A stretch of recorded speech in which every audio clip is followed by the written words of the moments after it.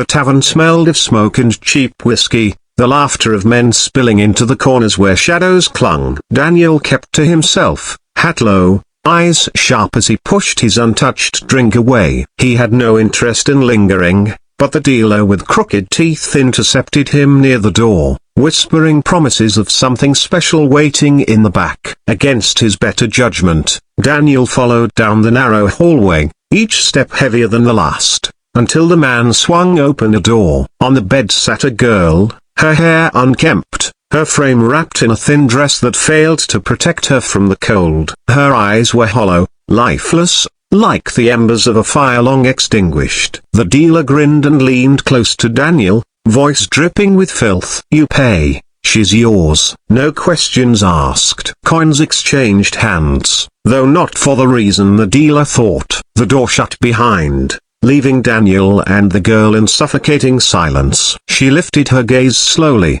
voice trembling. "You paid for me a broken bar, now finish it." Her words hung in the air like a death sentence, spoken with no expectation of mercy. Her body was rigid, her hands gripping the blanket beneath her, already braced for what she believed must follow. Daniel's throat tightened, his chest hollowing with grief at the sight of her resignation. He stepped closer, not in hunger but in disbelief that someone so young had been taught to surrender so easily. He shook his head, voice rough. "Number." Her eyes flickered with confusion, disbelief clouding her face. She repeated the words, slower this time, as though he hadn't understood. "You paid you a broken bar, you have to." Daniel moved to the chair in the corner, lowering himself into it, his gaze steady. "You don't owe me anything. I didn't pay for that.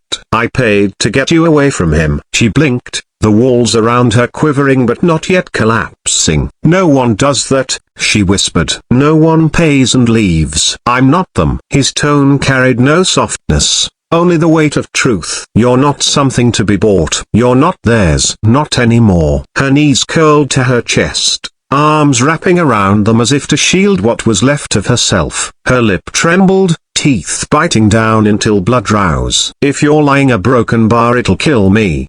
He crossed the room slowly, lowering to the floor so he could meet her gaze. His voice was steady, stripped of every mask. "I don't lie. Not about this." Something inside her cracked, fragile and dangerous, and her sobs erupted, sharp and raw, echoing off the walls. The dam had broken. Daniel did not touch her, not until she reached for him, her trembling hands desperate for something solid. He pulled her into his arms, holding her as though she were a flame he could shield from the wind. Her cries lasted until exhaustion claimed her, her body limp against him, finally surrendered not to force but to rest. Through the night Daniel remained, watching the moon carve pale lines across the floor. He kept still, listening to her breathing, his resolve deepening with every fragile sound. When dawn spilled its first light, she stirred. Her eyes, red and swollen, searched his face for cracks, for the inevitable betrayal she expected,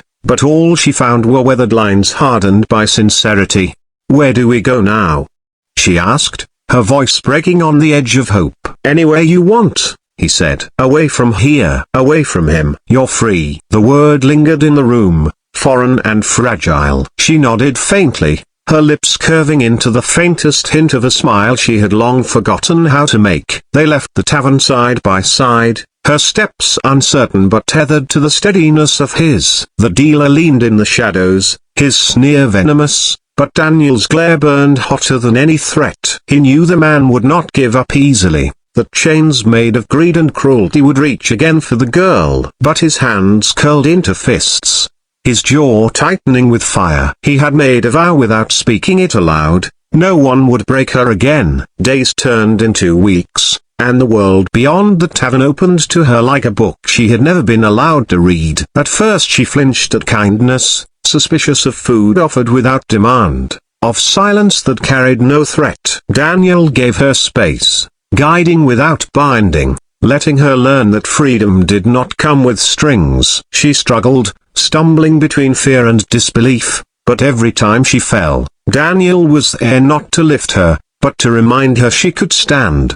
They worked side by side, her hands finding strength in labor she chose for herself. Nights by the fire became a place where silence was no longer suffocating, but safe. She told fragments of her story, broken pieces she could barely speak without trembling, and Daniel listened, never pressing, never rushing. In his listening, she found healing. The world, however, was not blind. The dealer's reach stretched long, his men hunting what they believed was stolen from them. One night, torches flickered on the horizon, and Daniel's hand rested on the rifle at his side. Fear gripped her, the weight of her past clawing back, but he turned to her with calm steel in his voice. "They won't take you, not while I breathe." The men came with threats and snarls, but Daniel met them at the threshold, unflinching. Words turned to violence, the clash of fists and fire echoing in the night. Blood marked the ground, but Daniel did not falter. When it was done, when the last of them staggered into the dark, he turned back to her, breath ragged,